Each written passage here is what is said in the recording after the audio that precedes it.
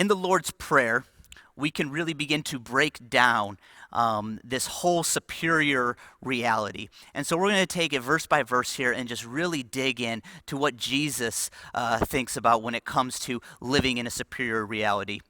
So it starts out, Our Father who is in heaven. Here Jesus is declaring where the Father is located, where there is no sin, where his will is fully manifested. Yes, God is omnipresent, meaning he is everywhere, all at once, apart from hell. But when Jesus, I believe, is saying, Our Father who's in heaven, he's talking about our Father who's in a place where his will is fully unhindered by any darkness, by any sin. Hallowed be your name. Now, the Greek word for hallowed is make holy, consecrate, and sanctify. So, those of us who are going to experience life in heaven with God will be 100% fully consecrated to him. We will be completely sanctified to the Lord with no compromise in our life. Now, this side of heaven, it's what we should chase for. It's what we should search for. It's what we should continue to long and be hungry for, is that sanctification.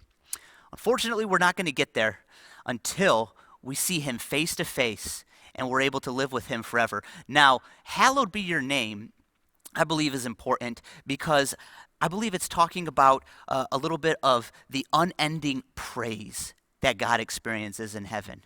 The 24/7, now there's no time in heaven, but in our experience, what we would consider 24/7 worship and praise. That's why I think the prayer movement is so important. That's why I think that this whole cry for getting back to what happened with the tabernacle of David is just so crucial, because we see that that's what's happening in heaven right now. Revelation 4 gives us a great picture of the throne room, and there is unending, ceaseless worship and praise. And so if we are called to bring heaven to earth, the will of heaven becoming the will of earth, then beginning to replicate that, I think, is a crucial part of the process. Your will be done. Now, this phrase is actually best described in the context of what's going to come after it. But in the setting, we clearly see that God's will is perfectly manifested in heaven. Now, there is a theological issue here that I won't go too deep into, but I've heard a great sermon when it starts to talk about the will of God, given by John Piper, and I've given reference to it here in the notes, between the will of command and will of decree. And so basically, listen to that sermon and you'll be able to understand this more. I believe that the will of command of God, if it doesn't exist in heaven, it is not his will for it to exist on the earth.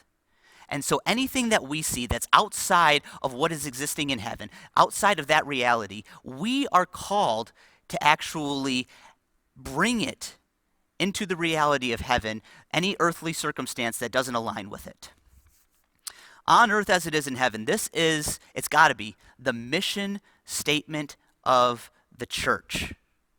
Through our relationship with Jesus and his Spirit, we have been given authority to release the kingdom of heaven to earth. Remember, Jesus was the perfect model of this, but he didn't do it as God.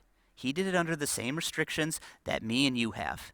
And so when he's talking about bringing heaven to earth, he is talking about how he's going to be doing it in his earthly existence. This isn't like I'm God bringing heaven to earth. He's talking about, here I am setting an example for you to follow.